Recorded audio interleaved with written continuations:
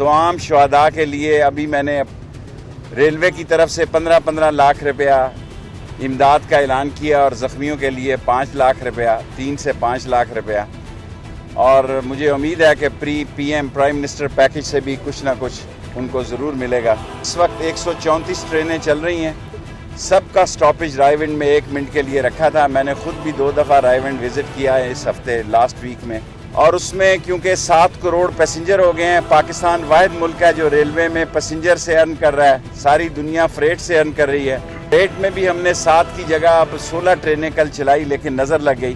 पहले गार्ड ने जाके इनको रोका है कि ये मत जलाएं, लेकिन उसके सामने इन्होंने आग बुझा दी। जब वो चले गए गार्ड, फिर उन्होंने जलाई, और वहाँ घी का और नाश्ते के इंतज़ाम में ये एक बड़ा सानिया हो गया और बड़ा वाक़या हो गया है, और इस पर सारी कौम जो है वो गमज़दा है।